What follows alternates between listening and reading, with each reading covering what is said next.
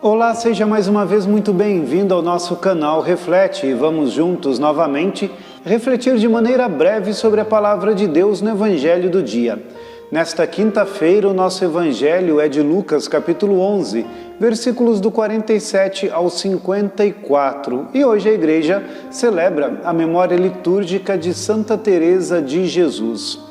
No Evangelho de hoje, nós ouvíamos uma continuação daquilo que o Senhor estava falando ontem.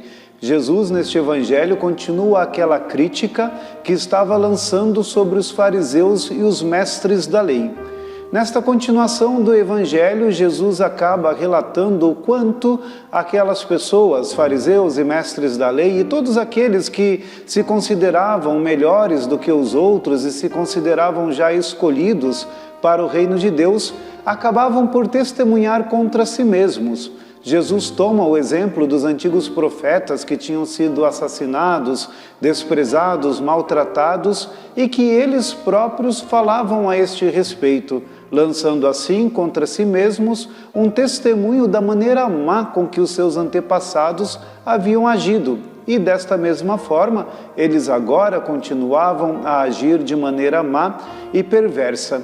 Diante de tantas críticas que Jesus lança sobre estes homens que traziam em si este orgulho tão grande, considerando-se maiores do que os outros, causa neles uma grande revolta. Seu coração, o coração deles, permanece atribulado, perturbado e não são capazes de reconhecer os erros nos quais estavam caindo e permaneciam a cair. E por esta falta de reconhecimento dos seus erros, não são também capazes de se converter, de mudar de conduta. Dentro do seu orgulho e da sua grandeza, não acreditavam estar errados, mas pensavam que Jesus sim estava errado e por causa disso ficavam, como dizia já nos últimos versículos deste Evangelho, buscando algumas formas de fazer com que Jesus caísse pelas suas próprias palavras, ficavam tramando, armando ciladas contra Jesus e uma maneira de pegar Jesus para condená-lo diante daquilo que o Senhor Jesus falava.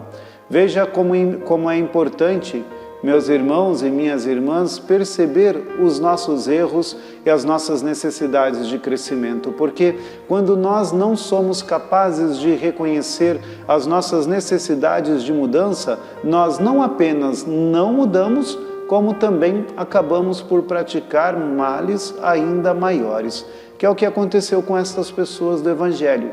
Não transformaram os seus corações e ainda continuaram a tramar coisas muito piores, tornando-se assim pessoas ainda com mais dificuldades e com mais necessidades de mudanças. Vamos pedir ao Senhor Jesus que nos ajude nesse ponto, para sempre reconhecermos que nós necessitamos mudar.